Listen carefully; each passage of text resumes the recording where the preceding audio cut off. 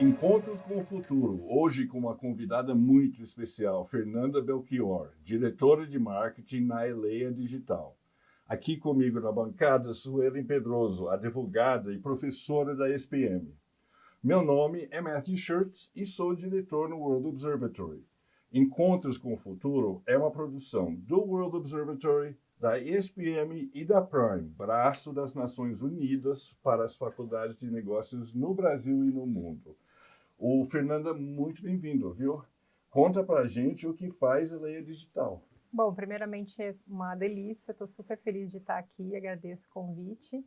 A Eleia Digital Data Centers ela foi fundada há 5 anos, nós somos uma plataforma sustentável. Hoje a gente tem a maior capilaridade do Brasil em termos de data centers no país.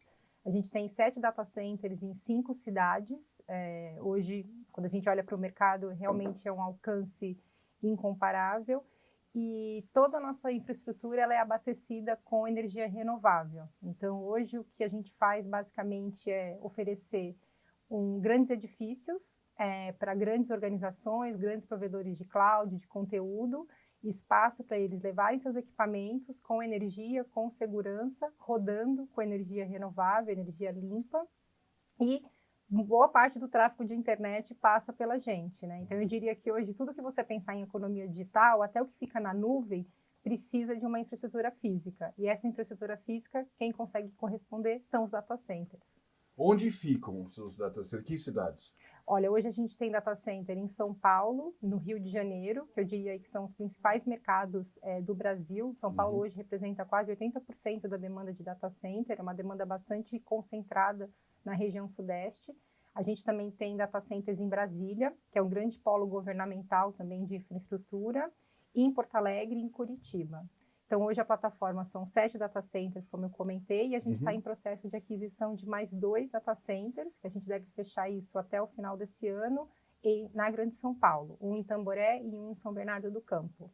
E quem são seus clientes? Para quem vocês vendem? Para empresas de tecnologia? Isso, na verdade, assim, a gama é bem abrangente. A gente vende para o mercado corporativo. Então, imagina que um hospital, uma instituição financeira, né, como um banco, uma escola, um grande provedor de cloud. Então, por exemplo, Microsoft, Google, são exemplos de empresa que podem contratar um serviço de data center para rodar os seus sistemas. Tá. Então, mesmo que eles tenham uma estratégia de infraestrutura de rodar dentro de casa, que é o que a gente chama de on-premise, muitas aplicações precisam rodar por questões técnicas em ambientes ou de nuvem ou com um provedor terceiro, que a gente chama que são esses data centers.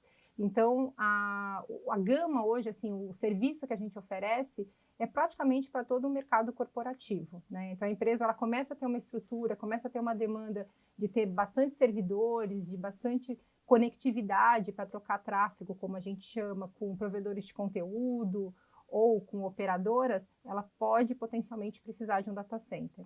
E um data center é um prédio cheio de computadores? É isso que eu já vi aqui no centro de São Paulo. É Exato. De vocês ou não? A gente tem data center na Zona Sul. Há vários data centers na região, como você citou, na região ali central de São Paulo, por conta do sistema financeiro, né? Então, São Paulo foi bastante importante nesse sentido, principalmente, né, algumas décadas, o sistema financeiro estava no centro de São Paulo. Então, tem muita coisa, a própria bolsa, né, troca muito tráfego, então tem bastante, mas esses prédios, respondendo sua pergunta, eles podem ser horizontais, verticais. Muitos desses data centers estão em regiões mais afastadas, até por uma questão de segurança, de disponibilidade de energia, porque o data center é uma estrutura que consome bastante energia. Porque imagina o computador que a gente tem em casa, quando a gente vai usando, ele vai esquentando, né? Nos equipamentos do data center é a mesma coisa, então a gente precisa refrigerar esses equipamentos. E para fazer isso, a gente consome energia. Então, é uma tecnologia que a gente usa constantemente para poder aumentar a eficiência energética, usando o menor dos recursos para poder baixar essas temperaturas. Então, a gente tem que fazer toda essa equação funcionar de uma maneira sustentável, né? Porque os recursos, eles são finitos, né? A gente está vendo, acho que bastante discussão em relação a isso, né? Sim. De como trabalhar com os recursos, de como as empresas trabalharem isso de maneira mais sustentável, e eu acho que o mercado de data center é um mercado que pode capitanear muitas mudanças positivas relacionadas à sustentabilidade. Fernanda, e já que você falou especificamente disso, essas estratégias, elas são utilizadas como, assim, estratégia também de marketing para vender o seu serviço, né? A questão da sustentabilidade é utilizada nesse sentido. Quais são as estratégias de marketing para vender o seu serviço? Sim. Tem dois componentes, acho que são bem interessantes. A gente tem o perfil desse mercado corporativo, Sim. que eu acho que são empresas que estão em processos bastante diferenciados da adoção de sustentabilidade. Então, se eu olho, por exemplo, para uma grande empresa de cosméticos ou um grande banco, ele já tem uma estrutura financeira e compliance, já tem uma área de governança, de sustentabilidade, e já existem protocolos muito importantes para o processo decisório. Só que tem empresas menores que ainda não têm isso. Então, a gente precisa também trabalhar com uma parte que eu gosto muito, que é inbound marketing, ou seja, a gente vai criando uma narrativa de conteúdo para educar esse decisor também sobre como é importante a cadeia fornecedora dele estar sustentável, né? Então, isso é um trabalho que a gente entende que funciona.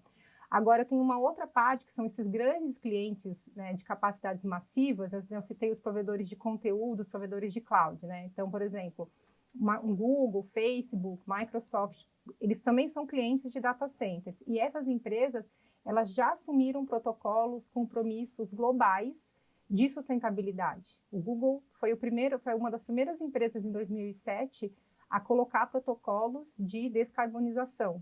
Então, eles já estão mais amadurecidos para poder consumir esse tipo de cliente ou esse tipo de fornecedor.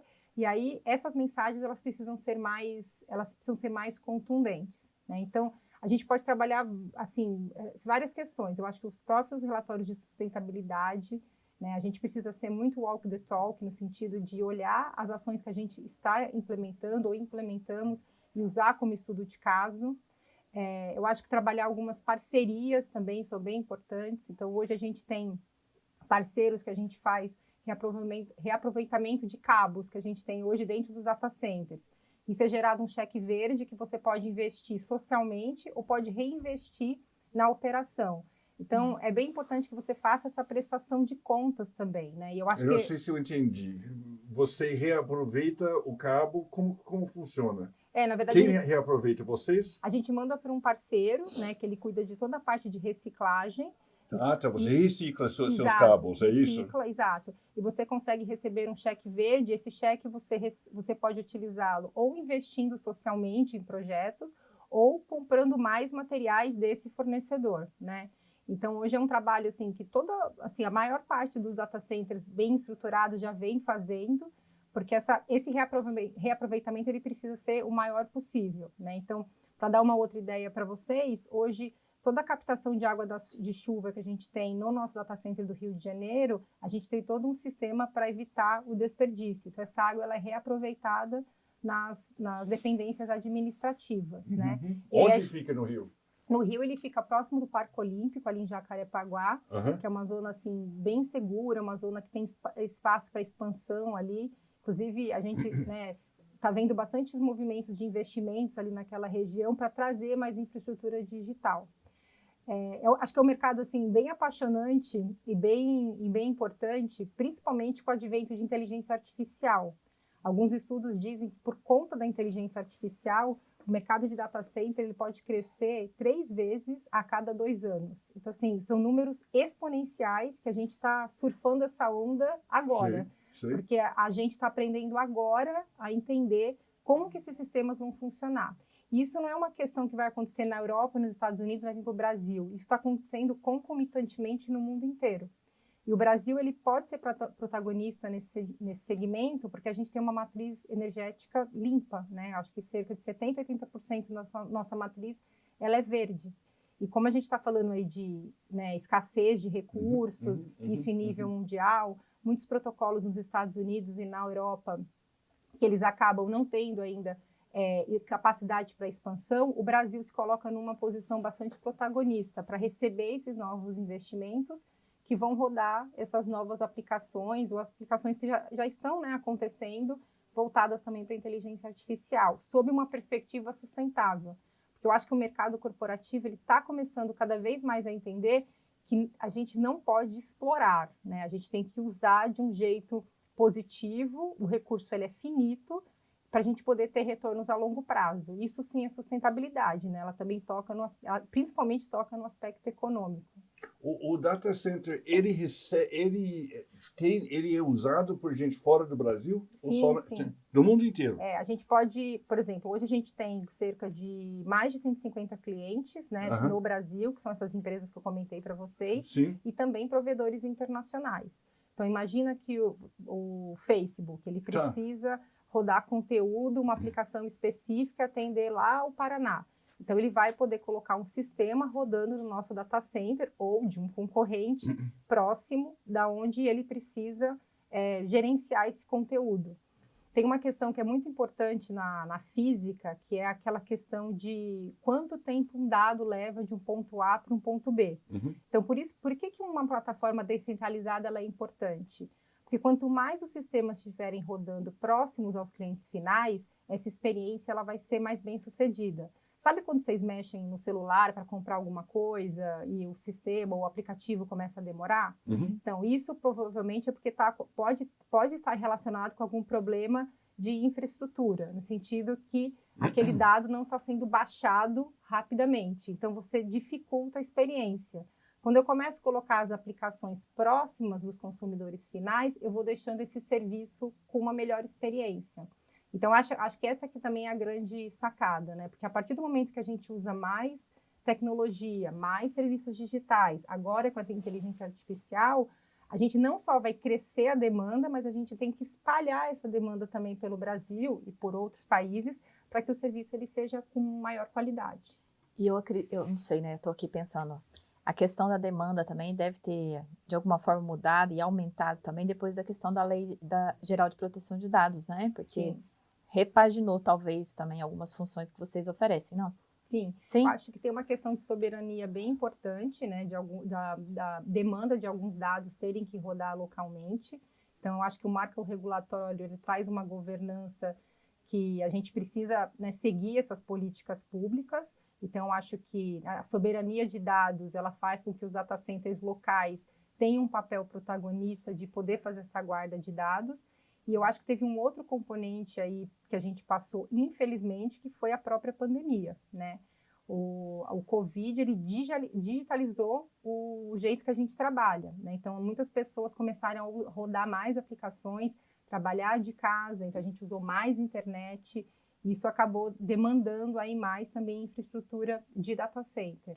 Então, eu acho que a gente viveu um ciclo nos últimos 3 anos de crescimento por conta disso, e agora a gente tem que se preparar para esse crescimento de inteligência artificial. E a gente tem que correr, né, para o Brasil não perder essa oportunidade de protagonizar um espaço que eu acho que ele vai ser bem relevante aí no longo prazo. A Eleia é brasileira? A Eleia é brasileira. Ela foi fundada há 5 anos, né? Hoje ela é investida do grupo... Onde? Ela é carioca, né? A matriz carioca. fica no Rio de Janeiro. Tá. Isso, ela foi fundada pelo nosso chairman, o Alessandro Lombardi. E ela tem aí o fundo, a Piedmont Holding, como a principal investidora e outros investidores internacionais. Então, hoje a gente é a principal investida de um fundo de investimento também 100% brasileiro, que nos traz bastante orgulho, né? Porque esse mercado em geral de data center tem bastante investimento internacional, né? Tem muitas empresas hoje que estão olhando, investindo e criando companhias hoje no país. E a Eleia nasce aí 100% brasileira. Perfeito. E de onde vem a energia de vocês que é renovável? Hoje essa energia a gente compra aí, né, do sistema Mercado Livre. do Mercado Livre, né? E aí a gente garante que essa energia ela é renovável. Então ela pode ser solar, eólica, hidrelétrica, né? Então a gente tem contratos e compromissos para que essa energia seja garantida dessa forma. E a ideia é que a gente expanda o nosso portfólio seguindo essa premissa de energia renovável também. Já nasceu com esse objetivo. Sim, sim. Eu já li sobre a possibilidade de colocar data centers no fundo do mar. Vocês contemplam essa possibilidade, já que estão no Rio? Olha, eu acho que a grande... Por causa de praia, exatamente por esquentar, uma maneira Sim. Não, isso é uma ótima pergunta. Na verdade, principalmente os grandes provedores de cloud, que também constroem os seus próprios data centers, eles têm procurado locais mais inóspitos, entre aspas, e garantindo ali, principalmente a questão de refrigeração, para olhar e criar essas seguranças, até porque quando a gente olha para investimento em novos prédios, tem um investimento aí em real estate, em capex intensivo, que é bastante oneroso, né? Então, até a corrida por esses terrenos, ela se torna uma corrida um pouco mais cara. Então, faz sentido você olhar esses outros lugares.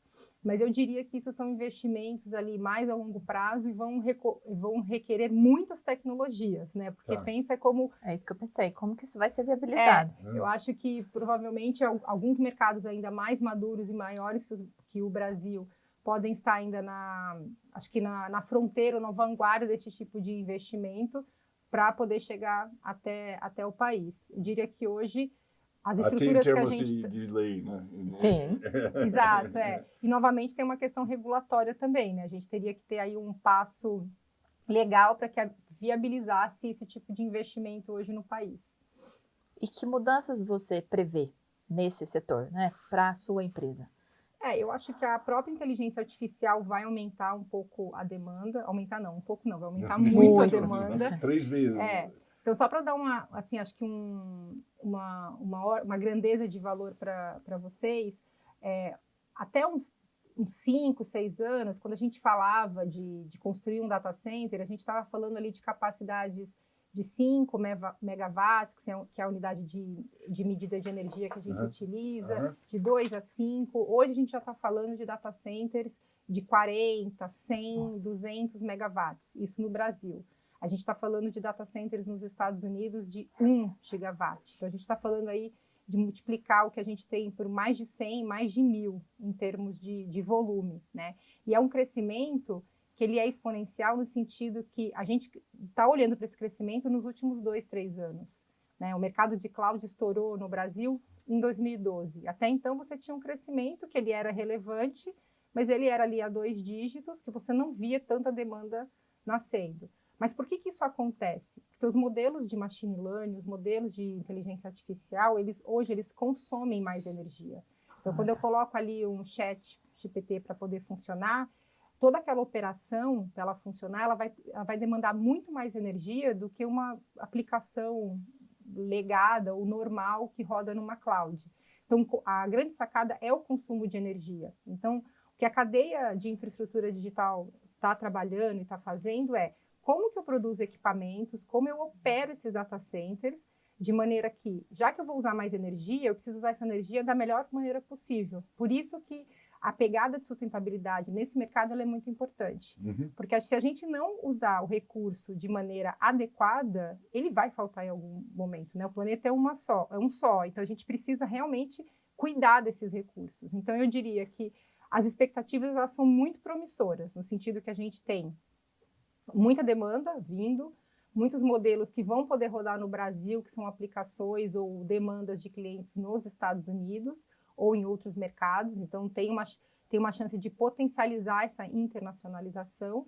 Só que a gente também tem desafios, né? No sentido de criar marcos regulatórios, da gente conseguir protagonizar essa questão de sustentabilidade e de formar mão de obra qualificada para trabalhar nesse mercado, né? Eu acho que o gap de tecnologia para mão de obra ele é grande. Quando a gente põe a lupa no setor de data centers, ele é proporcionalmente maior. Então, a iniciativa privada, junto com outros stakeholders, vão precisar também olhar para isso.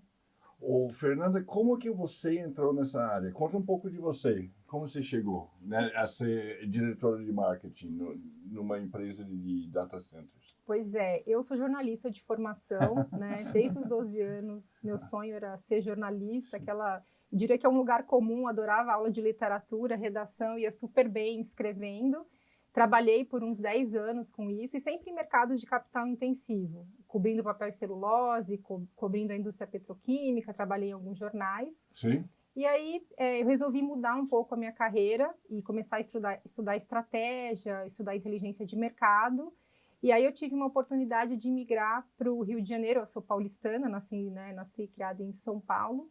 e eu vi uma oportunidade de trabalhar num data center no Rio de Janeiro. Isso era por volta de 2013. Então, já faz aí 11 anos que eu estou nesse mercado. E aí eu comecei uma nova profissão num segmento que eu não sabia o que era. Eu lembro que o teste que eu tive que fazer para entrar nessa empresa eu tinha que fazer uma análise de mercado sobre cloud. Eu falei, gente, o que é cloud? Né? E eu lembro de ligar para uma amiga e falar, seu marido trabalha com tecnologia, será que ele pode me explicar? E ele me deu uma aula de 40 minutos, e aí eu fiz o teste, e olha que coisa engraçada. Uma coisa que me ajudou muito nesse teste, e vai parecer que foi combinado, mas não é, foi um curso que eu fiz na SPM. É uma coisa muito maluca. Qual foi o curso? Eu fiz um curso de estratégia de marketing de 2 meses e meio, justamente porque eu estava nessa migração. Eu acho que toda vez que alguém me pergunta, Fernanda, eu quero mudar de carreira, eu quero fazer uma mudança lateral, o que eu devo fazer? Assim, antes de encarar uma pós, faz os cursos rápidos. Tenta uns cursos de menor duração para você ir experimentando essas novas disciplinas. Enfim, ele me caiu como uma luva, fiz o teste, me mudei para o Rio e comecei a trabalhar nessa área com inteligência de mercado e me apaixonei pelo mercado de data center. É um mercado que às vezes parece um pouco árido, técnico demais, mas tem tanta mudança e a gente acaba, né, contando ou tocando a vida das pessoas, né? Porque tudo hoje passa pela internet e tem muita mudança, assim, tem muito investimento, tem sempre novidade. E aí eu entrei nesse mercado, aí eu fiz uma leve migração para o marketing, passei por alguns outros data centers também e aqui estou bem apaixonada fazendo marketing. O marketing que você faz na Eleia é B2B? É B2B, é 100% B2B. 100% B2B, tá. O que significa B2B? Agora eu que... Você, business to business. Business to business. Isso. Mas eu acho que em português fala B2B também, B2B, né? B2C é business to consumer. Para falar que eu nunca trabalhei com B2C, eu trabalhei por 11 meses, quando eu trabalhei numa fintech, que aprendi bastante, porque eu acho que o ritmo ele é um pouco diferente, né? Eu acho que a cadeia de processo de decisão de compra ela é muito mais rápida, mas eu gosto muito do B2B, assim, principalmente para venda de data center, é uma venda complexa. Você tem que tocar, às vezes, 5 a 6 decisores, é um ciclo de compra, quando a gente fala de um prospect, que é um cliente novo, potencial cliente novo, que ele vai de 9 a 14 meses. Você está vendendo um projeto que muitas vezes o cara compra ou o data center inteiro ou uma parte do data center que você tem que entrar com os maquinários, com a estrutura para construir aquele pedacinho, né, de infra para o cliente específico. Então, eu acho que essa jornada de aculturamento, essa jornada de educação que o inbound marketing ele proporciona, que é você trabalhar muito com conteúdo rico, você trabalhar com prova social, eu acho que isso ajuda a você ir criando esse relacionamento com o cliente. Principalmente porque data center, eu diria que é um setor ingrato do ponto de vista do marketing, porque a gente vende a certeza que a gente não para. Porque se o data center parar, o cara... Acabou. A gente viu nos Estados Unidos agora, pois né? Então, isso é super importante. Então, a gente precisa escolher as fotos certas. Assim, isso é uma coisa que eu trabalho sempre com o meu time, né? Então, todos os EPIs têm que estar corretos. A gente pode mostrar algumas partes específicas só do data center. Tem partes que são confidenciais. Questão de segurança. As palavras que eu uso, elas têm que ser muito linkadas, tem que ter toda uma semântica associada à segurança, à continuidade de negócios, porque é isso. Não é uma venda por impulso, né? Então, eu preciso ir acomodando e trazendo aquela cultura de compra de infraestrutura para quando o meu decisor for decidir na hora do budget, eu ser a primeira escolha ou estar no shortlist dele. Quanto custa um data center? Olha, hoje a gente tem assim, em termos de investimento, tem um número assim meio mágico, que tem um investimento de 10 milhões de dólares para cada 1 megawatt. Esse é o número que a gente usa aí como uma média de mercado. Tá. Né? E aí você pode pensar que os novos data centers para o mercado de enterprise, eles estão entre 1 a 5 megawatts, e esses voltados para o mercado... O que é o mercado de enterprise? Desculpe. Que é esse mercado B2B, que é o mercado corporativo. De empresas. Que são essas empresas do mercado corporativo. Então, eles vão consumir um volume que ele é um pouco menor do que os grandes clientes, que é aqueles provedores de cloud, os provedores de conteúdo. Tá. Para esses, eu posso fechar data centers muito maiores. Eles podem ter 40 megawatts, 100 megawatts. E aí esse valor ele vai crescendo. Tá. E aí, para eles preencherem esses data centers, é um ciclo também longo, né? Então, muitas vezes o cliente... A gente, quando fecha um data center, ou quando vende um data center, né, uma parte do data center para um cliente, a gente está pensando num crescimento, num relacionamento aí de anos, de 5, 10, 15 anos, né? Então, não é uma... Até para você fazer a desmobilização desse cliente, não é fácil, né? Você tem que tirar equipamento, tem que ter janela para poder fazer isso, não é qualquer dia, tem que envolver a equipe do data center e do cliente, porque não pode parar. É um banco, por exemplo. Exato, é exatamente isso. Sei. Então, a gente precisa, quando a gente cria esse relacionamento, é um namoro que não é para divorciar. A ideia é para ele ficar com a gente por muito tempo.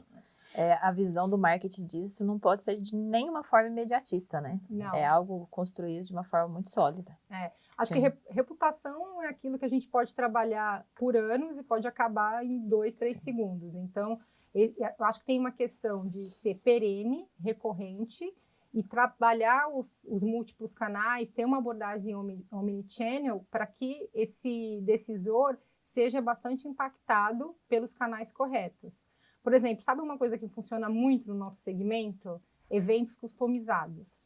Então, assim, a gente participa de feiras, a gente participa de eventos, de uma agenda de tecnologia normal, com stand, mas quando a gente consegue fazer os eventos ali para uma confraria de CIO, CEOs específicos, fechamos ali um evento com experiência para 20, 30 pessoas, tem uma troca de relacionamento, eles conseguem falar um pouco das suas dores, não só para a gente, mas para outros clientes, outros fornecedores, e você começa a contratar e começa, né, vender ali, naquele sistema. Então, isso funciona muito.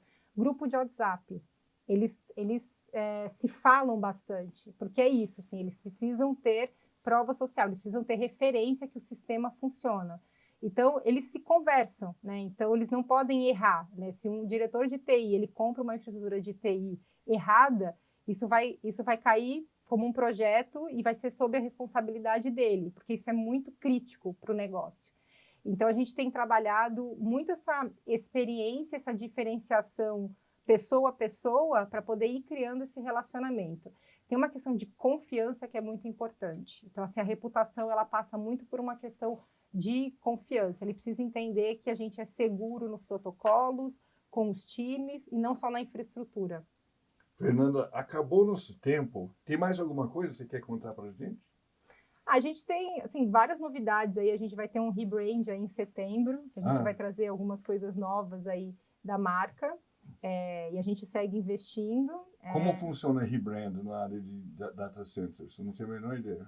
Na verdade, a gente vai fazer uma campanha muito grande aí que a gente vai... Isso é um spoiler, inclusive, que eu estou dando aqui. Mas a gente vai reforçar aí o nosso nome como Eleia Data Centers, porque a gente, esse ano, começou a trabalhar bastante com o mercado corporativo ao mercado chamado Hyperscale, que são esses grandes provedores de cloud, os grandes provedores de conteúdo. Então, a gente deve ter uma campanha aí mostrando esses nossos diferenciais, que é essa capilaridade que eu comentei com vocês no Brasil, aqui no Brasil e nos Estados Unidos. A gente deve fazer uma campanha mundial em relação a isso. E aí devem ter novos investimentos aí, né? Porque além dos data centers que a gente está operando, os recém-adquiridos, a gente deve começar a construir novos data centers para poder apoiar e acomodar essa demanda aí que eu comentei com vocês de inteligência artificial. Então vai ter muito trabalho aí de inauguração e de fazer barulho aí com essas novidades. Sensacional, muito obrigado, viu, Fernanda? E então, depois da sua rebrand, volta aqui para conversar de novo com a gente. Né? Não, sim. Eu acho que sua área evolui numa velocidade que sempre deve ter novidades, né? Não, com certeza, vai ser um prazer. E novamente agradeço o convite, adorei o papo. Muito obrigado. Obrigada. Viu?